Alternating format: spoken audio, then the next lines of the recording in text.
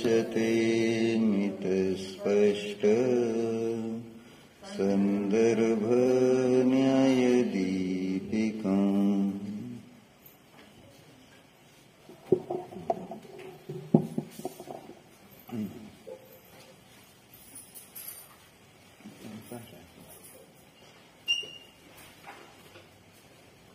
इंद्रिय सुखाचं कारण इंद्रिय ज्ञान हे आहे, कारण ते परोक्ष आहे. आणि ती परोक्षता निंदनीय का आहे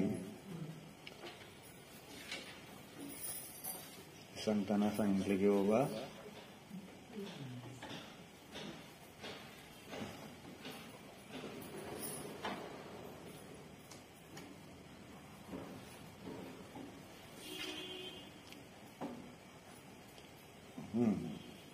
काय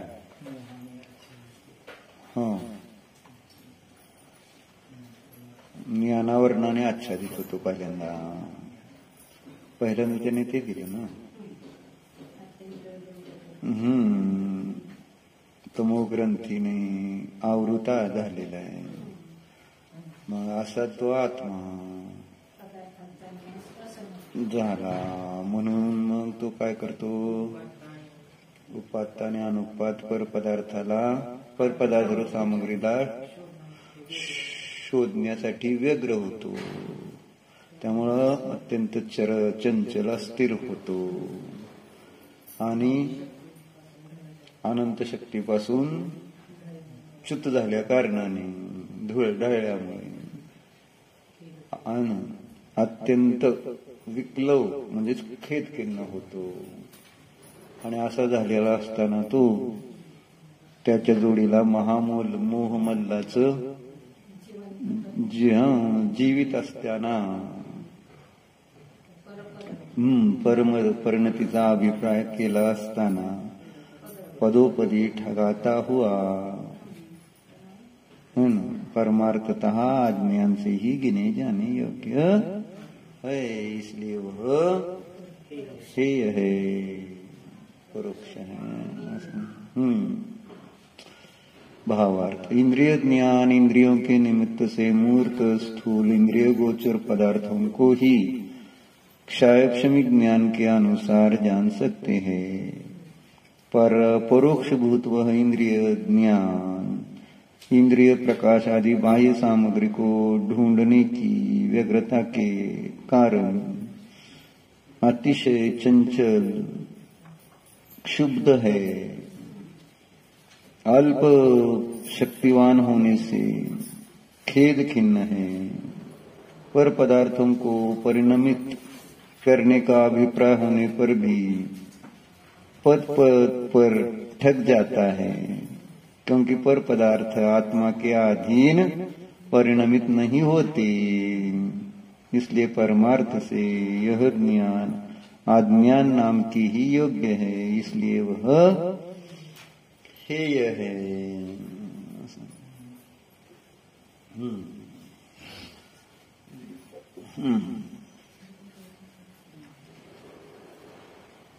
पुढं काय आहे, त्यांनी आता 2-3 गाठी सांगितलं, पण आता समय सारवर येऊ परत. तर पुढं त्यांनी त्या इंद्रिय ज्ञानासंबंधित विशेष घेतले. इंद्रियानाम स्वविषय मात्रयापि युगपत प्रवृत्ती असंभवत हेयम. इंद्रियांची जाणले जाणाऱ्या आपल्या विषयामध्ये पण युगपत प्रवृत्ती होत नाही, म्हणून देखील ते हेय आहे. का नाही? 5 इंद्रियाच्या विषयांमध्ये युगपत प्रवृत्ती नाही ना. स्पर्शेंद्रियाच्या मध्ये केली तर रसनेंद्रिय, ग्रहणेंद्रिय, चक्षुरेंद्रिय, कर्णेंद्रियामध्ये नाही. रसनेंद्रियामध्ये केली तर स्पर्शेंद्रिय, ग्रहणेंद्रिय, चक्षुरेंद्रिय, कर्णेंद्रिय आदीमध्ये त्याची प्रवृत्ती नाही. क्रमानेच 5 इंद्रियाच्या विषयामध्ये प्रवृत्ती होते, म्हणून हे आहे. मग पुढे त्यांनी ते इंद्रिय ज्ञान प्रत्यक्ष नाहीच हे निश्चित करताना 57 गाथेमध्ये काय घेतलं त्यांनी, मग परदव्वम ते अख्खानी सहाओ ती अपनो भनिदा उलब्धम तेही कदम पच्छखम अपनो होती. जो जी परद्रव्य है, उन्हें आत्म स्वभाव रूप नहीं कहा है, उनके द्वारा ज्ञात आत्मा का प्रत्यक्ष कैसे हो सकता है? असं त्या इंद्रिय ज्ञानाची परोक्षता निश्चित केली. असं आहे. मग परोक्षता काय, प्रत्यक्षता काय हे सगळं सांगत ते इंद्रिय ज्ञान नियार्थ परिणामामध्ये मुख्यतेने कारणभूत आहे. कारण इंद्रिय ज्ञानाने जाणल्याचं फळ आहे ना काय, इंद्रिय ज्ञानाचं जाणण्याचं फळ काय, इंद्रिय ज्ञानाने जाणलं तर नियमानं काय होतं,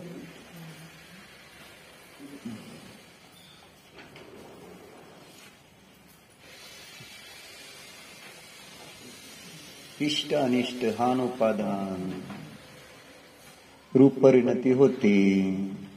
आणि हान उपादान रूप परिणती ज्या ज्ञानाची आहे ना, तिथं ते ज्ञान नियमानं कसं आहे, तर ते ज्ञान नियमानं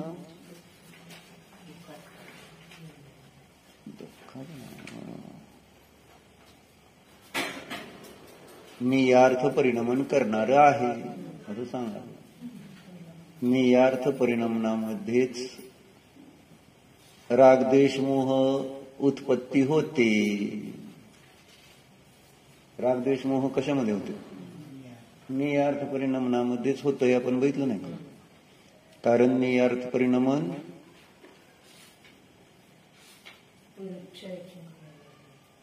कर्माचा अनुभव करणार आहे. कर्माचा अनुभव करतं ना नियार्थ परिणमन. आणि कर्माचा अनुभव करत असल्यामुळं ते राग द्वेष मोह रूपाने परिणमत.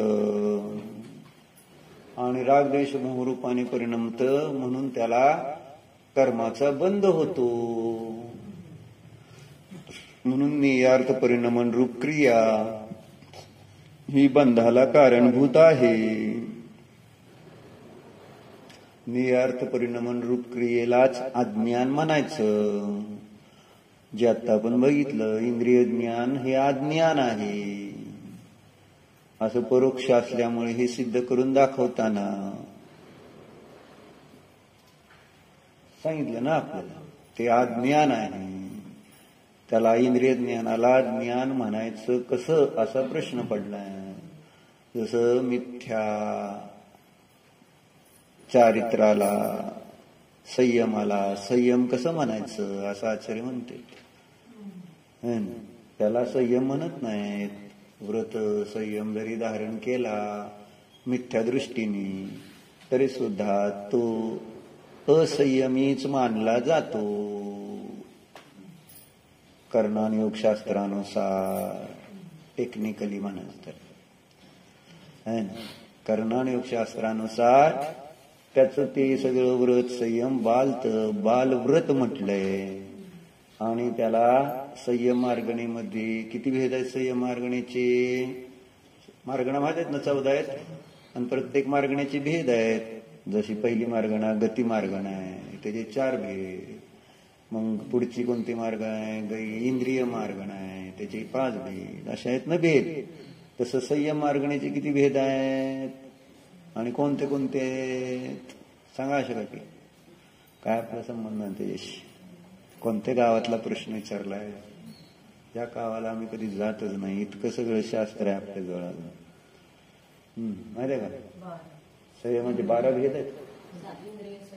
काय मी विचारलं प्रश्न? संयम मार्गणीचे किती भेद आहे? संयम कशाला म्हणायचं ते विचारलंय का? संयम मार्गणीचे किती भेद आहे? 7. कोणते कोणते? असंयमापासून सुरुवात होती का त्याची? संयम मार्गणीमध्ये असंयम पहिल्यांदा सांगणार का? कसं काय असं सांगताय तुम्ही? का हिथून सुरुवात करायची ना. कारण प्रश्न किती आहेत? 5 आहेत, 6 आहेत, 7 आहेत. किती आहेत? 7. सांग ना. सामायिक छेदक स्थापना परिहार सूक्ष्म संप्राणी परिहार विशुद्धी 5 झाले. आणि काय नीट काय सामायिक छेदक स्थापना परिहार विशुद्धी सूक्ष्म संप्राणी आता 4 आणि मिथ्यात्व आणि असं. मिथ्यात्व काय संयम मार्ग नाही तर भेद आहे का?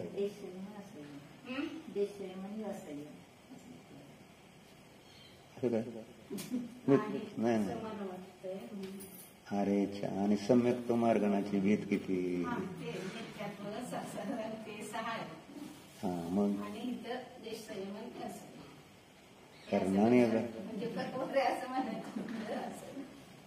लय घोळ काय होतो? हा सम्यक्त्व आणि संयम मध्ये फरक होतो. हा मग सम्यक्त्वाचे 6 भेद आहेत संयमाचे 7. हा 7 असं झाले की देश संयम आणि असंयम. असंयम देश संयम सामायिक असं नाही सांगायचं म्हटलं ना. असंयमापासून सुरुवात करतील का? संयम मार्गाने शोधायला लागलोय संयमाला. मग प्रश्न म्हणून शेवटी विचारला की बाबा मग संयम मार्गामध्ये असंयम कसं काय घेतलाय असा प्रश्न घेतलाय तिथे. काय गोळ लागलंय? काय गुणस्थान सांगितलं? काय म्हणायला लागली बावचाळ्यावर? बरं राहू दे तुला बरं नाही शांत राह. काही म्हणते बरं म्हणतात सांगायचं लय पण इकडून तिकडून मिक्स करून कशाचं गुणस्थान मार्गस्थान संयम सम्यक्त्व सगळं मिक्सिंग आज होत. तर 7 भेद सांगितले संयमाचे आहे ना. सामायिक छेदोपस्थापना परिहार विशुद्धी आहे ना. सूक्ष्म सांप्राय आणि यथाख्यात 5 चारित्र्याचे भेद आपण बघितलेले आहेत तत्वार सूत्रामध्ये. बरोबर. देश संयम पण त्या संयम मार्गणीमध्येच घेतलेला आहे. त्याच्याद्वारेच त्या देश संयमाचा मार्गणा म्हणजे शोधणे आणि असंयम पण त्याच मार्गणीमध्ये येतो. मग असा तो असंयम जो सांगितला गेला तर तो असंयम काय आहे असं विचारलं असताना सांगितलं 1 ते 4 गुणस्थानावरती जीवांचं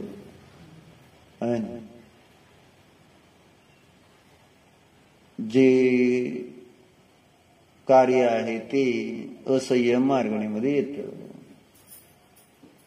मग पहिल्या गुणस्थानावरती भले तो मुनिलिंग जरी धारण केला असला तरी सुद्धा असंयम मार्गणीमध्येच त्याचा शोध घेतलेला आहे म्हणजे अंतर्भाव केलेला आहे. बाह्य संयमाला शास्त्रामध्ये संयम मानलेलं नाही. म्हणजे बाह्य क्रिया आणि बाह्य क्रियेला कारणभूत जे परिणाम त्याला संयम म्हटलेलं नाही. जे सम्यक्त्व सहित जीवाचे परिणाम आहेत आणि तत्पूर्वक क्रिया आहे तर तीच त्या ठिकाणी संयम मार्गणीमध्ये म्हणजेच कशात घेतले सामायिक आधी जे भेद घेतले त्याच्यामध्ये येतं ते. नाहीतर अवृत्तीमध्ये आणि पहिल्या गुणस्थानावरती मुनींमध्ये काहीही फरक नाही. कर्मसंचयाच्या अपेक्षा दोघांना सारखाच असंयमजनित बंध होतो. तुम्ही म्हणाल की त्यांनी महाव्रत धारण केली तरी त्याला बंध जो आहे तो कशाचा होतोय? जो असंयत सम्यक दृष्टीला होतो तोच बंध आहे ना संयम धारण केलेल्या मिथ्या दृष्टीला पण होतो.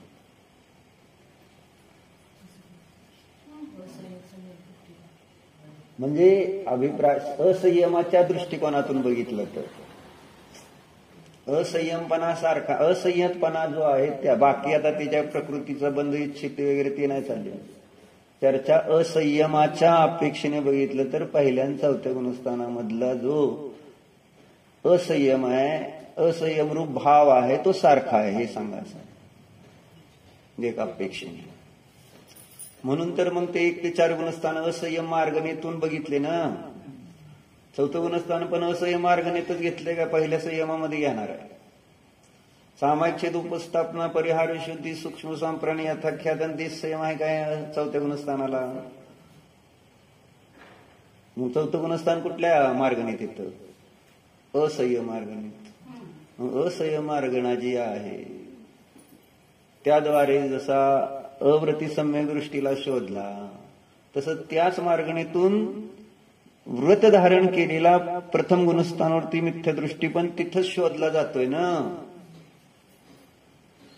कुठून शोधला जाणार आता?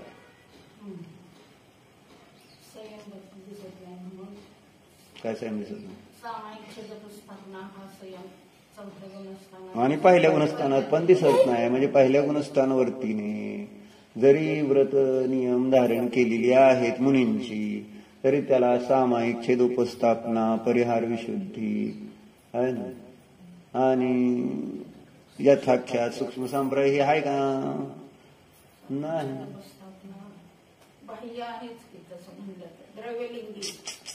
चर्चा कर्णाणी योगापासून चालली का नाही? आता चरणाणी योगातून चालली का? चरणाणी योग उपचाराने म्हणल सामायिक छेद उपस्थापना म्हणल पण नाही आहे ना. कर्म म्हणून म्हटलं ना. कर्म जो आहे जे सामायिक छेद उपस्थापना रूप संयम आहे त्या निमित्तात जो कर्माचा संवर निर्जरा होते आणि बंद होतो तसं पहिल्या गुणस्थानावरती जीवाने व्रत संयम धारण केल्याने तेवढं संवर निर्जरा आणि बंध त्यानुसार होते का तिथं? नाही. ते 6वं 7वं गुणस्थान हे पहिलं गुणस्थान. म्हणून संयमाच्या अपेक्षेने बघितलं. बाह्य संयम आहे म्हणून तिथं त्याची सामायिक छेद उपस्थापना रूप चारित्र्य ज्यांनी धारण केलंय तशी कर्माची निर्जरा होत नाही. हेच तर सांगायचं ना. म्हणजे असंयम जनित जो असंयमाचा उदयच आहे म्हणा ना त्याला. बाहेरनं तुम्ही त्याला चारित्र्यातून भले क्रियात्मक आणि भावात्मक म्हटलं आपण त्याला संयम, पण कर्णाणी योग त्याला असंयमाचाच उदय मानतो. कारण त्याच्या अनंतानुबंधी अप्रत्येकाने प्रत्याख्यानाचा आणि संजलनाचा चारीचा उदय आहे. आणि जोपर्यंत संयम केव्हा होतो उत्पन्न? 3 चौकडीचा अभाव झाला. अनंतानुबंधी अप्रत्येकाने प्रत्याख्यानाच्या उदयाच्या अभावामध्ये सकल चारित्र आहे. आणि सकल चारित्र तिथं 3 चौकडीचा उदय असताना कसं होऊ शकेल? मग त्याच्या तर 4 चौकडीचा उदय म्हणा. पहिल्या गुणस्थानावरतीने व्रत धारण केली म्हणून काय अनंतानुबंधी गेली काय? अप्रत्याख्यानावरून गेलंय काय? प्रत्याख्यानावरून गेलं का कर्म?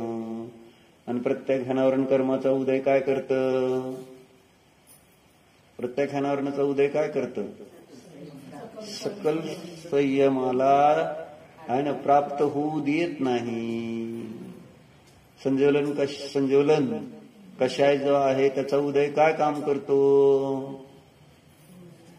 संजोलन कशाय काय करतो काम? यथाख्यात चारित्र उत्पन्न होऊ देत नाही जोपर्यंतचा उदय आहे. बरोबर आहे का? प्रत्याख्यानावरणचा उदय सकल चारित्र धारण करू देत नाही. प्रत्याख्यानावरणाचा उदय देश चारित्र धारण करू देत नाही. आणि अनंतानुबंधीचा उदय अप्रत्याख्यानाचा उदयच की देश चारित्र होऊ देत नाही. सांगितलं की आपल्याला कुठलं एकच की सगळं काय यथाख्यात चारित्रच की तेच संयमन चारित्र एकच की. म्हणजे 10व्या गुणस्थानाच्या पुढे 11व्या गुणस्थानात यथाख्यात चारित्र असतं. यथाख्यात संयम. मग आता यथाख्यात संयम संजोलन कशाचा उदय कितव्या गुणस्थानापर्यंत? 10व्या गुणस्थानापर्यंत. 10व्याच्या पुढे यथाख्या संजोलनाचा उदय नाही. कारण मोहाचा एकतर उपशम होतो नाहीतर क्षय होतो. म्हणून 11व्यामध्ये यथाख्यात आहे, 12व्यामध्ये यथाख्यात आहे, 13व्यामध्ये यथाख्यात आहे. तिथून पुढे 11व्यापासून पुढे यथाख्यात चारित्र म्हटलं जातं. त्याच्या अगोदर संजोलन कशाचा उदय आहे म्हणून त्याला यथाख्यात चारित्र नाही.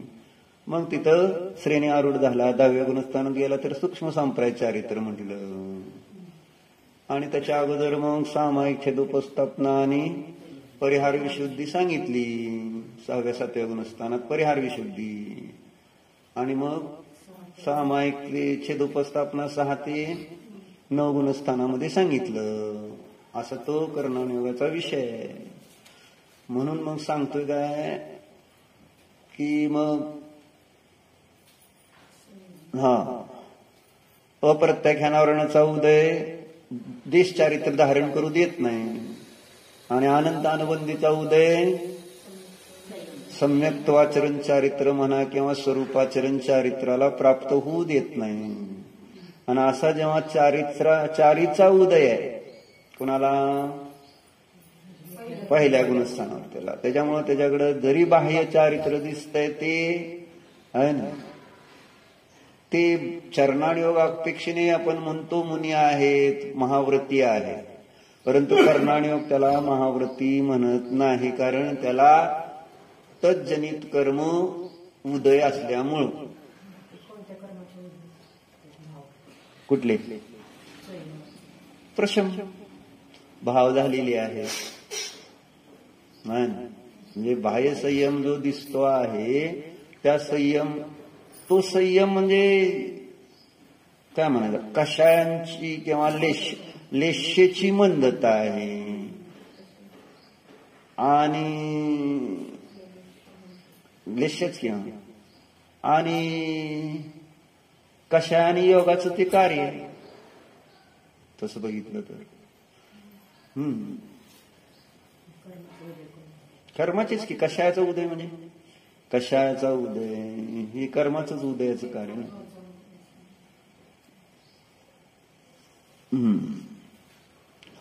म्हणजे बाह्य संयम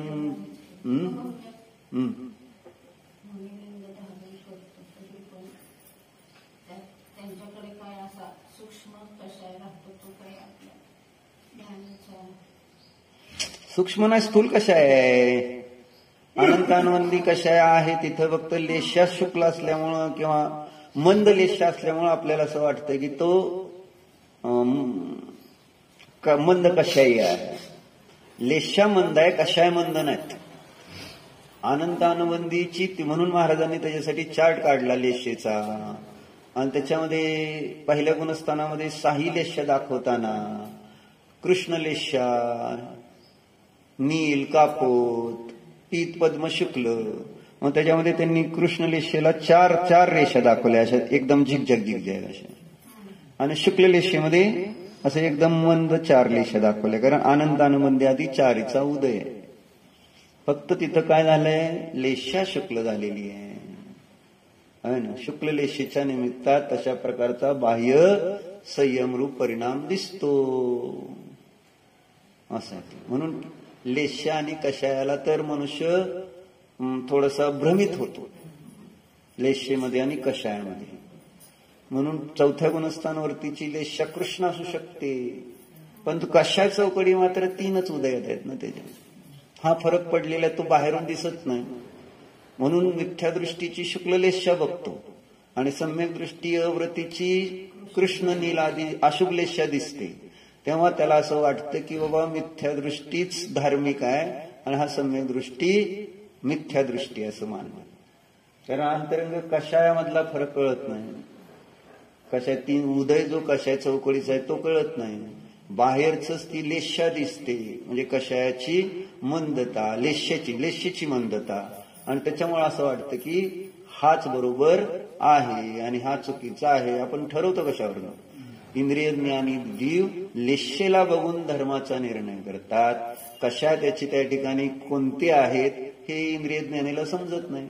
अनंतानुबंधीय प्रत्येकान संजलन 4चा उदय चाललाय ह्याचा, का 3चा उदय आहे, का 2चा उदय आहे, का 1चा उदय, हे समजत नाही. असा तो कर्णानुयोगाचा सिद्धांत नीट समजलं तर मग घोटाळा होत नाही. आणि मग महाराजांनी त्याच्या तर आधारावर दाखवलं की बाबा अवृत्तीला जरी कृष्ण लेश्या असली तरी सुद्धा तिथं 3 चौकडी उदय अभाव, 1 चौकडीच्या उदयाचा अभाव आहे. आणि म्हणून तिथं तेवढ्या अंशाने त्याची वीतरागता आहे आणि ती चारित्र मोहाची प्रकृती आहे अनंतानुबंधी. आणि त्यामुळं त्याच्या अभावामध्ये त्या जीवाच्या ठिकाणी काय आहे? वीतराग चारित्र आहे. कारण चारित्राचा घात करणारीच अनंतानुबंधी प्रकृती आहे. कारण चारित्र मोहाच्या प्रकृतीमध्ये त्याला घेतलेला आहे न की दर्शन मोहाच्या प्रकृतीमध्ये. दर्शन मोहाच्या तीनच प्रकृती आहेत ना, मिथ्यात्व, सम्यक मिथ्यात्व आणि सम्यक प्रकृती. अनंत अनुबंधी जी आहे ती काय मोहनीय दर्शन मोहाची भेद आहे का? की जेणेकरून त्याचा अभाव सम्यक्त्वाचं कारण होईल. मुक्ती द्विस्वभावी वगैरे सांगितली जाते, ती विवक्षा एक विशेष अपेक्षेने सांगताना सांगितलेली. परंतु मूलतः प्रकृती त्याचं कशा पाहुडच्या पहिल्या भागामध्ये फुलचंद शास्त्रीजींनी चांगल्या प्रकारे विश्लेषण केलेलं आहे की अनंतानुबंधी ही चारित्र मोहाचीच प्रकृती आहे आणि त्याच्या अभावामध्ये त्या ठिकाणी किंचित चारित्र सम्यक दृष्टीला प्रगट होतं.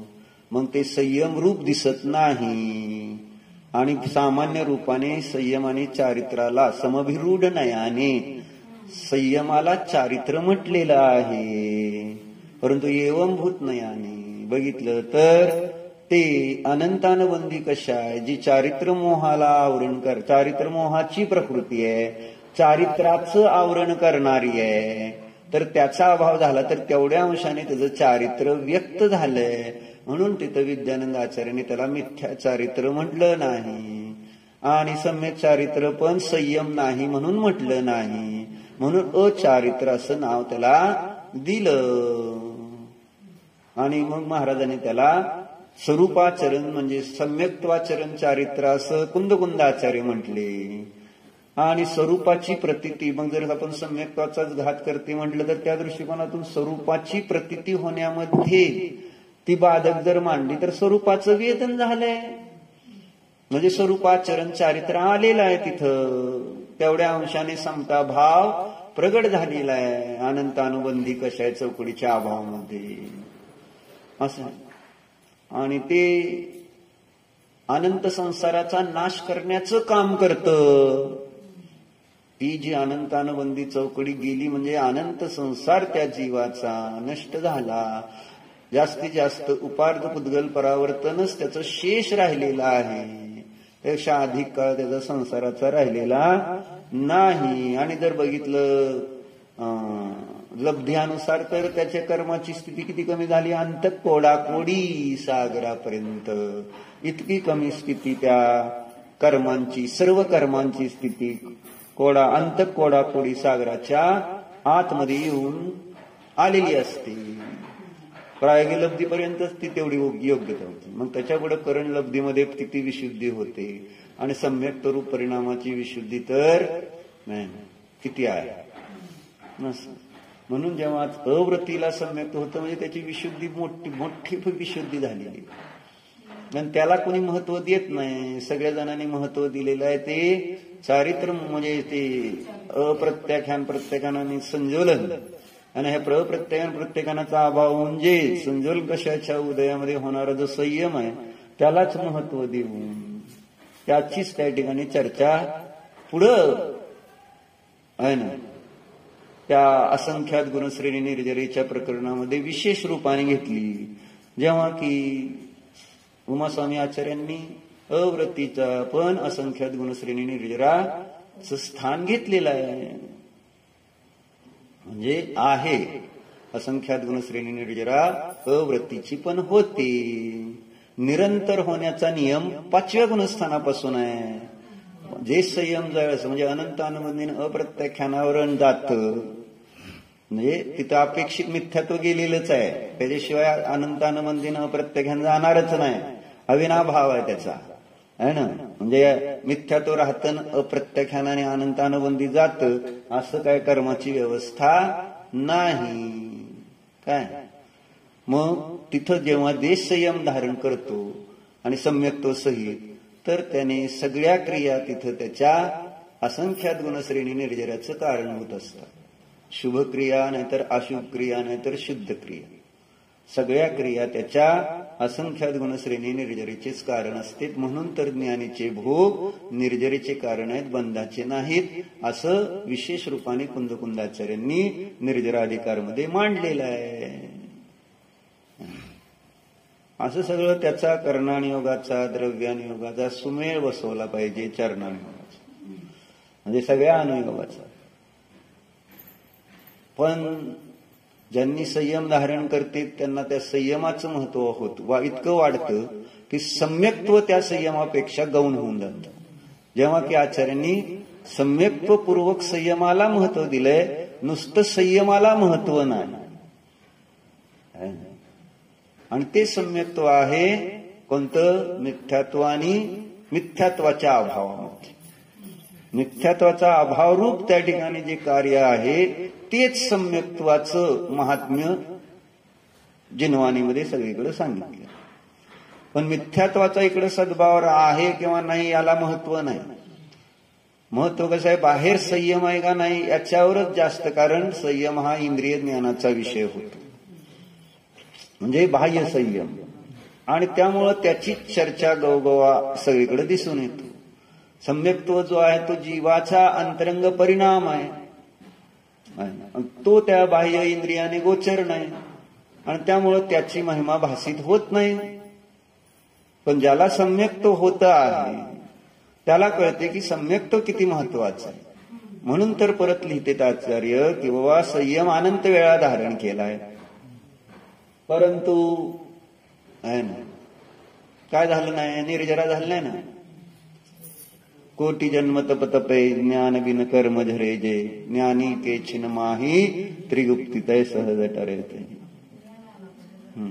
बरोबर आहे. ज्ञान म्हणजे सम्यक ज्ञान, अतिंद्रिय ज्ञान. असं सगळं हे गणित असताना सांगायचं मला एवढंच होतं यात किंवा पहिल्या गुणस्थानवरतीचा बाह्य संयम आणि चौथ्या गुणस्थानवरतीचा बाह्य असंयम, म्हणजे हा सगळा समानच आहे. चौथ्या गुणस्थानावरतीचा असंयम आणि पहिल्या गुणस्थानावरतीने सकल संयम जरी धारण केला असला तरी दोघांच्या मध्ये काही फरक नाही असंयमच्या दृष्टिकोनातून. म्हणजे असंयम जनित दोघांना एकसारखाच बंध आहे. जसा अवृत्तीला असंयम जनित बंध आहे तसं पहिल्या गुणस्थानवरतीने महाव्रत जरी धारण केली तरी असंयमाचाच बंध होतो, त्याला संयम जनित बंध नाही आहे. त्याला संयमाचं फळ नाही आहे असं सांगायचं. म्हणजे ते स्वर्ग शुभभाव नवग्रैविक पर्यंत पण जाईल ना, तो विषय गौण आहे इथे.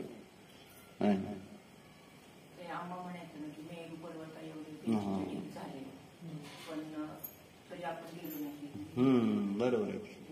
भावपावड मध्ये लिहिलंय ना हे सगळं. किती वेळा मुनी झाला हा जीव, परंतु तरी सुद्धा मोक्षाला गेला नाही. कारण काय? तर मिथ्यात्व संपलेलं नाही. म्हणून संयम आला म्हणजे मिथ्यात्व गेलं असं नाही. संयम वेगळं आहे आणि मिथ्यात्व वेगळं कार्य आहे, सम्यक्त्व वेगळं कार्य आहे.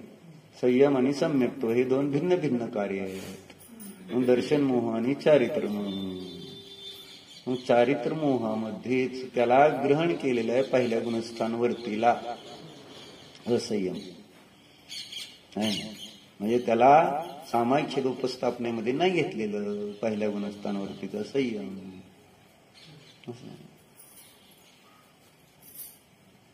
पूर्वभावामध्ये देवशास्त्र गुरूंचं सेवा करताना जे काही परिणाम झाले त्या निमित्तात वर्तमान भावामध्ये अनेक जीवांना ज्ञान कमी असतं आहे ना, परंतु संयम घेण्याचे भाव दिसून येतात. वेगवेगळे परिणाम नाना प्रकारचे आहेत ना, नाना जीव आहेत म्हटल्यानंतर. आणि त्यामुळं काही जीवांना ज्ञान झाले तर संयम होत नाही आहे ना, आणि काही जीवांना त्या ठिकाणी संयम होतो पण ज्ञान होत नाही. असं बाहेर ज्ञान आणि संयमामध्ये अंतर पडतो.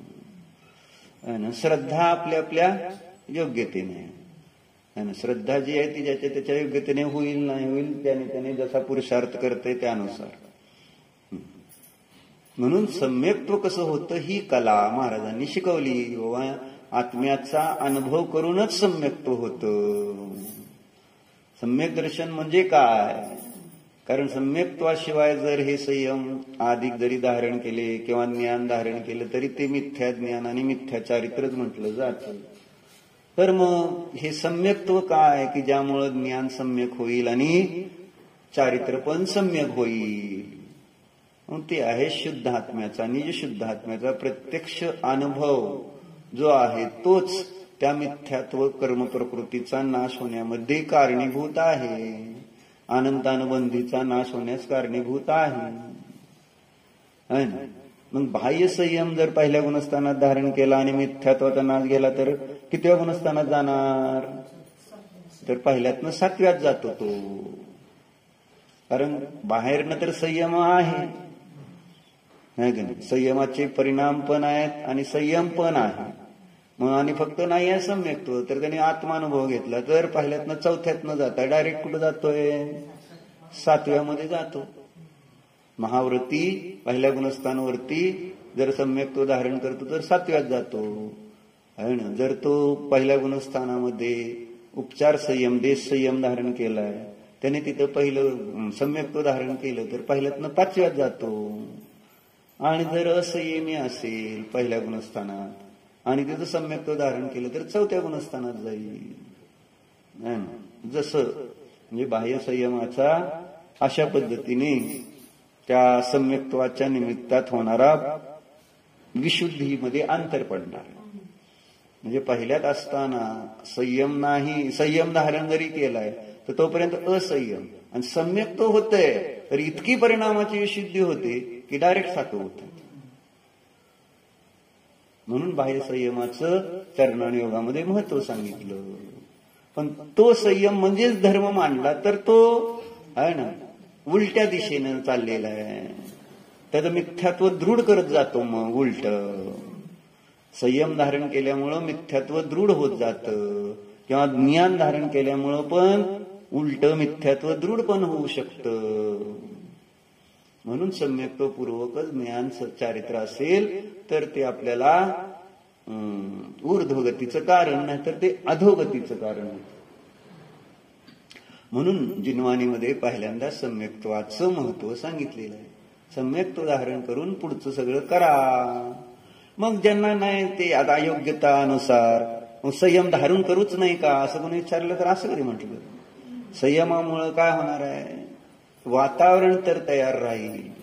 जर योग्यता आली तर एकदम डायरेक्टच काम होऊन जाईल. विशेष वातावरण तर तयार आहे ना. ती एक जसं मंदिर एक वातावरण निर्मिती आहे परिणामाच्या विशुद्धीसाठी, तसं बाह्य संयम एक वातावरण निर्मिती आहे सम्यक्त्व धारण करण्याची. जसं जमीन नांगरली व्यवस्थित वगैरे आहे ना, आणि मग योग्य बीज पडलं तर ते चांगल्या प्रकारे फळ देणार आहे. पण चांगलं बीज असताना आणि जमीन जर मशागत केलेली नसेल तर ते बीज वाया जाणार आहे. दगडावर पडलेलं उत्तम बीज तर काय फळ देणार आहे असं. म्हणून व्यवहाराने त्या संयमाला महत्व दिलेलं आहे असं. म्हणून चर्चा कशावरनं? पहिल्या गुणस्थानावरतीचा जरी महाव्रती असेल तरी सुद्धा तो कर्णानियोगानुसार असंयम रूपच परिणाम वाला आहे. म्हणजे त्याची जी विशुद्धी आहे ती विशुद्धी असंयम रूपच आहे. बाह्य त्यांनी बीज धारण केला म्हणून त्याच्याकडे संयम धारण केल्यानंतर म्हणजे सामायिक आदिरूप जो संयम आहे त्याने असणारी विशुद्धी त्याच्याकडं नाही असं. कशासाठी सांगतो?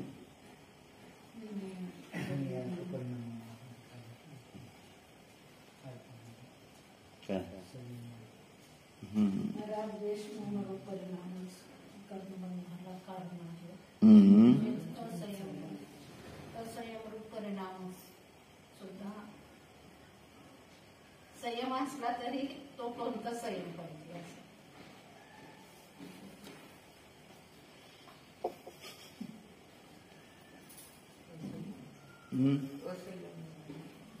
ओके, पण असंयमाचा विषय कशावर निघाला असं होतं?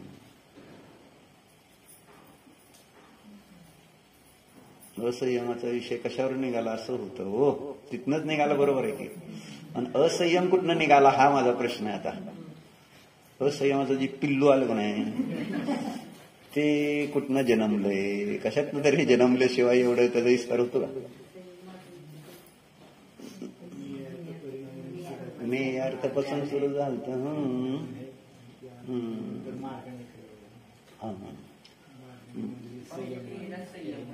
बरोबर आहे की, पण ते अजून इंद्रिय नाही ते सगळं नाही, तसं नाही आहे. म्हणजे सांगायचंय की इंद्रिय ज्ञान अज्ञान का आहे, जरी ज्ञान आहे तरी ते अज्ञान आहे. संयम असून सुद्धा असंयम आहे हे सांगायचं. म्हणजे पहिल्या गुणस्थानवर्तीला संयम असून सुद्धा असंयमच म्हटलं, तसं इंद्रिय ज्ञान ज्ञान असून सुद्धा अज्ञान, अशी त्याच्याशी ह्याची तुलना करायची होती. वाटतंय ज्ञान असल्यासारखं, वाटतो संयम असल्यासारखं, परंतु अज्ञान में ही गिना जाना योग्य है इंद्रिय ज्ञान, तसं पहिल्या गुणस्थानावरतीचा संयम देखील असंयम में ही गिना जाना योग्य है. ते दृष्टांत होता आणि हे दार्ष्टांत आपल्याला गाठवायचं होतं. असं प्रकरण चाललं होतं. कारण तिथं अज्ञानामध्ये का ग्रहण करायचं असा जो शब्द आपण वाचला होता तिथं, जे आचार्याने लिहिलेला है ना, वास्तविक ते इंद्रिय ज्ञान अज्ञान में ही गिने जाने योग्य है असं जे म्हटलंय, मग त्याला अज्ञान का म्हणायचं आपण, तर त्याला ज्ञान मानतोय है ना. जसं सम्यक्त्वाशिवाय महाव्रत धारण केली तर आपण त्याला संयम मानतोय, आपण मानतोय संयम, परंतु शास्त्र त्याला संयम मानत नाही, कारण त्याला संयम मानत नाही हेही सांगायचं. त्याच्यावर ना सगळा विषय सांगितला. हे मला लक्षात ठेवावं लागतं. मला माहित आहे तुम्ही चांगले शिष्य आहे किंवा माझं शिकवणं चांगलं नसेल असं काहीतरी होऊ शकतं, कारण मी फिरतो जरा भरपूर, त्यामुळे सावधान राहावं लागतं. त्याच्यामुळे तसं होतं. बरोबर आहे. मग असं ते इंद्रिय ज्ञानच नियार्थ परिणमन रूप आहे. यावत इंद्रिय ज्ञान तावत नियार्थ परिणमन. जेवढं त्या ठिकाणी म्हणून काही इंद्रिय ज्ञान आहे तेवढं त्या ठिकाणी सगळं काय नियार्थ परिणमन आहे. अभिप्राय लक्षात घ्यायचा. कारण त्या इंद्रिय ज्ञानाचं फळ रागद्वेष आहे, आणि ज्या ज्ञानाचं फळ रागद्वेष होतं ते नियमानं नियार्थ परिणामाशिवाय होऊ शकत नाही. कारण उपेक्षारूप जे परिणाम आहेत है ना, उपेक्षारूप जो परिणाम आहे केवळ ज्ञानींचा, तिथं त्यांना रागद्वेष दिसतो का फळ, ते सगळ्या ज्ञानाला जाणते पण रागद्वेष दिसत नाही, म्हणून त्यांचं ते ज्ञानार्थ परिणमन म्हटलेलं आहे. बरोबर आहे का? म्हणजे उपेक्षा फळ आहे ज्याचं ते नियमानं ज्ञानार्थ परिणमन, रागद्वेष ज्याचं परिणमन ते नियार्थ परिणमन. असं बरोबर झालं हे गणित. मग सम्यक दृष्टी पण इंद्रियाने जाणतो तर त्याचं नियार्थ परिणाम आहे का ज्ञानार्थ, हे गणित सोडवायचं आहे ना. तर सम्यक दृष्टीचं सम्यक्त्वाच्या दृष्टिकोनातून बघितलं तर ज्ञानार्थ परिणमन आहे.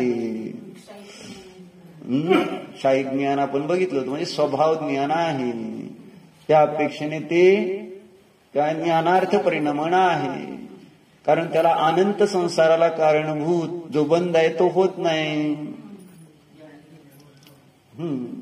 बरोबर आहे. भले तो इंद्रिय विषय भोगामध्ये रमलेला दिसतो, रागद्वेष करताना दिसतो, परंतु ज्यावेळेस चार पायाच्या अपेक्षेने बघितलं तर स्वभावाशी जोडलेले असल्यामुळं तो ज्ञानार्थ परिणमनवाला मुख्यतेने म्हटला जातो, आणि गौणतेने नियार्थ परिणमनवाला जेवढ्या असं विकल्पांशाने नियार्थ अन्यथा तेवढ्या अंशाने त्याला बंध झाला नसता. म्हणजे तेवढ्या अंशाने बंध होतोय, तेवढ्या अंशाने त्याला तेवढं नियार्थ परिणमन आहे. शोक दिसतोय, हास्य, रती, अर्ती, क्रोध, मान, लोभ हे परिणाम दिसते ज्ञानीला. मग तेवढ्या अंशाने जेव्हा तो तशा परिणामाने परिणत आहे, परंतु त्याची श्रद्धा इतकी व्यवस्थित आहे की जरी क्रोधादीने परिणमलाय तरी स्वभावामध्ये त्याला तो स्वभाव मानत नाही आपला तो, आणि अज्ञानी त्या क्रोधादी रूपाने परिणमतो त्याला तो आपला स्वभाव मानतो. हे गणित सुटलं पाहिजे आपल्याला. आपण काय करतोय जेव्हा कशाने अनुरंजित होतोय त्या तो म्हणजे मी असं आपली धारणा झालेली आहे का? किती आपण त्या कशांशी एकरूप झालेलो आहे? आपलं अस्तित्व संपून एकरूप झालोय का? है ना. मग ते आपल्या श्रद्धेवर डिपेंड असतं. नाही ना. म्हणजे 6 महिने शोक करताना दिसला जरी तरी सुद्धा रामाला राम झालेलं नाही त्या कशाय म्हणजे मी असं नाही झालेले. लक्ष्मण म्हणजे मी असं नाही झालेले. ते दिसताना बाहेरनं ते दिसतंय की ते आहे. लेशा तशी तीव्र आहे. लेशा इतकी तीव्र होती की त्यामुळं असं भासित होत होतं की हे असं बहुतेक मिथ्यादृष्टी आहे. असं तीर्थंकरांचा ज्या जीवाला बंध होतो नामकर्म प्रकृतीचा तो जीव सुद्धा मिथ्यादृष्टीवतच भाव दिसतात. इतके त्या ठिकाणी संश्लेषिक अपेक्षेने सांगितले सर्व जीवाचं कल्याण करणारच मी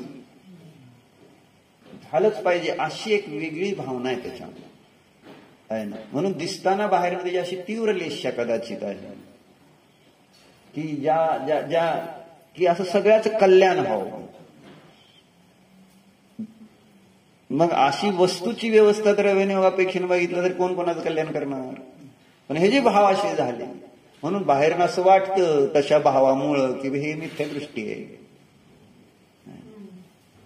असं लगेच त्या बाह्य परिणाम. म्हणून बाह्य क्रियेवरनं लगेच निर्णय करायचे नाहीत. तत्वानुसार चिंतन करताना तत्व म्हणून व्यवस्थित पक्क झालं पाहिजे. सामान्य इंद्रिय ज्ञानी जीव कशावरून ठरवते? लेशा आणि बाहेरचे कशा क्रिया त्याच्यावरून त्या धर्माचं मोजमाप केलं जाते. आजही वाईट का चांगला हे कसं ठरवायचं? कशावरून ठरवायचं? 4 दिवस शास्त्राला आला नाही की वाईट म्हणायचं काय? सर्वविगातलं म्हणजे आता आम्ही काय ठरवायचं सांगा बरं. मी म्हटलं तुम्ही नाही आला 4 दिवस म्हणजे तुम्ही मला कळलंच नाही धर्म असं म्हटलं तर तुम्ही मनात काय म्हणणार? तुम्हाला काय तुम्ही काय पण म्हणा. मग आम्हाला माहिती का नाही? कळते का नाही? म्हणजे बाहेरनं कोणती परिस्थिती काय परिस्थिती कशी असेल कसा तीव्र मंद उदय आहे कोणाचा तुम्ही सांगू शकत नाही. तुम्ही म्हणून त्याच्या सम्यक्त्वावर घावा घालू नका. महाराज हे सांगायचे अवृत्ती दिसला विषय भोगामध्ये रमलेला दिसला म्हणून तुम्ही त्याचा सम्यक्त्व नष्ट करू नका लगेच. पण चरणाणी योगाची सवय आहे. बाह्य संयमाकडून पाहण्याची धर्माला सवय आहे म्हणून उपदेश आणि पाहणं सगळं त्या बाह्य क्रियेवरून ठरलं जातं धर्माचं. हा तेव्हा सूर्यविगा काय आले नाही शास्त्राला तर काय नाही त्यांना धर्म कळला असं म्हणलं तर मग हा चरणाणी योगाचा उपदेश आहे. सांगताना तसं आम्ही सांगणार की कदाचित चरणाणी योग असा पुरुषार्थ करायला सांगणार की बाबा तुम्ही धर्माला महत्व द्या आणि धर्म पद्धतशीरपणे चिकाटीने करा असं चरणाणी योग. आणि प्रायः सगळ्यांचा उपदेश चरणाणी योगाला प्रधान करूनच असतो आणि समजणाऱ्याला चरणाणी योगच प्रधान धर्म समजतो. समजून म्हणजे ती सिस्टीमच चरणाणी योगाकडून समजण्याची झालेली आहे इंद्रिय ज्ञानामुळे. प्रॉब्लेम कळला? हा मूर्त आणि इंद्रिय ज्ञानाने तेच भासित होतं म्हणून तिथं. आणि महाराजांनी मग आम्हाला ही शिक्षा दिली. तो दृष्टिकोन आमचा बदलला की बाबा त्याचा काही संबंध नाही आहे. विषय भोगामध्ये किती रचपचले आहे त्याच्यावरून सम्यक्त्वाचं काही तुम्ही ही करू नका मोजमाप करू नका. म्हणून गुण भिन्न सांगितले महाराजांनी. बाबा आंबा जरी बाहेरनं कलर हिरवा असला म्हणून रस गोड आंबट राहिलं पाहिजे असं व्यापक संबंध नाही. बाहेरनं हिरवा असला तरी रस गोड असतो म्हणजे रंग जे आहे तो वेगळा आहे परिणामान आणि रस वेगळा आहे. आणि रंग कधी पिवळा आहे आणि रस आंबट आहे. म्हणजे दोन्ही गुणांचं परिणामन वेगवेगळं आहे. श्रद्धेचं परिणामन वेगळं आहे. चारित्र्याचं परिणामन वेगळं आहे. म्हणून चारित्र्याच्या परिणामावरून श्रद्धेचं त्या ठिकाणी तुम्ही निर्णय करू शकत नाही. अन्यथा समंत भद्राचार्य दीक्षाच्छेद घेतल्यानंतर जे महाराज ते शिवमंदिरात जाऊन तिथला प्रसाद खाऊन लोकांना सांगून की तुमचा मी देवाला खाऊ घालतो खोटं बोलून आणि रामाने सीतेला जंगलात खोटं बोलून सोडून आणि मग नंदी आचार्यांनी तिथं ते भिक्षाच्छेद करून त्या कुंभाराच्या मुलीशी लग्न करून अशा सगळ्या घटना बघून बाहेरच्या आणि त्याच्यावरनं त्यांना मिथ्यादृष्टी ठरवलं तर कसं चालतंय? कुठपर्यंत परिणाम घसरते? कसे कर्माचे उदय तीव्र मंद असते. असे घसरले तर खाली येऊ शकते, पण सम्यक्त्व घसरलं पाहिजे असं नियम नाही. परंतु असा विषय घेऊन आपण आपल्या सम्यक्त्वाला मलिन करायचं नाही. आपल्या सम्यक्त्वाला स्थिर करण्यासाठी हा सगळा उपदेश असतो. कारण आपण ज्या वातावरणात राहतोय त्याच्यामध्ये अशुद्धता पुन्हा पुन्हा जास्त होते. काय दिवाळीच्या निमित्तात वेगवेगळ्या निमित्तात होती की नाही? असं अशुद्धी व्हायला वेळ लागत नाही आपल्याला. त्यामुळं आपण स्वतःला धर्मभ्रष्ट झालोय अशी जी एक आतमध्ये ज्याला खेद होईल त्याला स्थिर करण्यासाठी. पण तुम्ही स्वतःच समाधान करून म्हणजे स्वतः डॉक्टर झाला की बाबा मी चांगलाच आहे, मग त्याचा रोग बरा होणार नाही, तो जास्तीत जास्त खाली जाईल. रोगाचं निदान आपण नाही, समोरच्याने करून आपल्याला त्या रोगाचा पश्चातापच पाहिजे असं असतं. असं सगळा विवेकाचा खेळ आहे. ओम नमः. बस ना.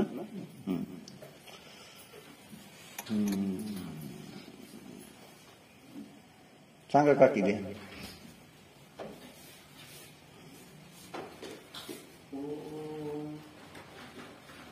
मी जीव आहे, अनादी अनंत आहे. पूर्वी एकटा होतो, आता आहे, भविष्य काळात एकटाच. माझ्या दूर स्वभावात क्रोध, मान, माया, लोभ नाही. मी ज्ञानाने परिपूर्ण आहे. अनंत ज्ञान, अनंत दर्शन, अनंत सुख, अनंत परिपूर्ण आहे. मी अचल आहे, अनुपम आहे. ज्ञानाला होते, केवळ ज्ञानाने मी परिपूर्ण. माझ्या दूर स्वभावात अनंत दर्शन, अनंत ज्ञान, अनंत सुख, अनंत वेद. मी समृद्ध आहे, शाश्वत आहे, स्वार्थी नाही. ज्ञानमय आहे, ज्ञानाने ज्ञानाला जाणवतो. जाणू देतो तो हा मी जीवत आहे. त्याला जाणायचं, त्यातच राहायचं. मला परद्याची काही गरज नाही. परद्याचं मी यांची काही बरं वाईट करू शकत नाही. माझं परद्यात काही बरं वाईट करू शकत नाही. मी आनंदी अनंत आहे.